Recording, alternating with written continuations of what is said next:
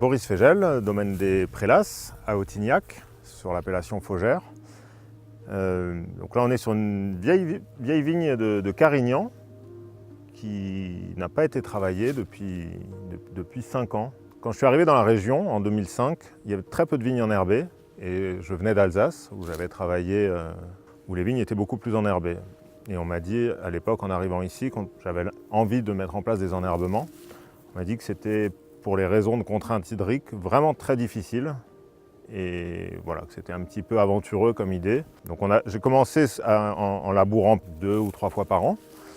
Mais par contre, l'idée d'enherber les vignes me restait quand même dans un coin de ma tête. Et donc on s'y est mis progressivement, il y a 7-8 ans, à moins labourer et à pas labourer. Et donc il y a des vignes où ça se passait plutôt bien, et des vignes où c'était un peu plus difficile.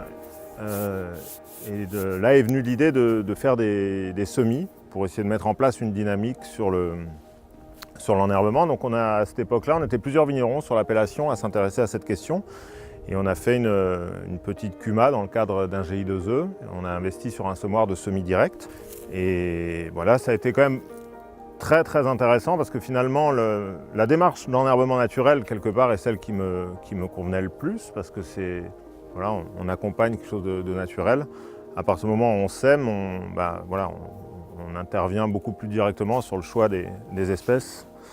Et finalement ça ouvre énormément de possibilités, parce que toutes les plantes qu'on va mettre peuvent avoir un rôle différent, une dynamique différente, se comporter plus ou moins bien, être plus ou moins concurrentielles, travailler le sol plus ou moins en profondeur, éventuellement être des légumineuses et capter l'azote atmosphérique. Donc c'est plusieurs choses qui sont possibles, et donc c'est assez complexe. Donc en quelques mots, l'enherbement permet beaucoup de choses. Permet de protéger les sols du soleil, qui dans la région est assez intéressant, parce qu'on a quand même des étés très très chauds. Au niveau de la microbiologie du sol, c'est pas toujours l'idéal d'avoir les sols trop chauds. Ça permet de les protéger du ravinement. Donc ça, de ce point de vue-là, un enherbement est très efficace. On avait quelques parcelles avec ces soucis-là. Clairement, l'enherbement règle totalement ce problème-là. C'est aussi intéressant parce que une fois qu'on a trouvé un bon équilibre, globalement, on a besoin de moins mécaniser les travaux, moins de passages de tracteurs, et en tout cas des passages moins énergivores, quoi. Une vigne enherbée et une vigne travaillée, en termes de ressenti, c'est pas du tout pareil, quoi. C'est beaucoup plus vivant, il y a plus de diversité, et puis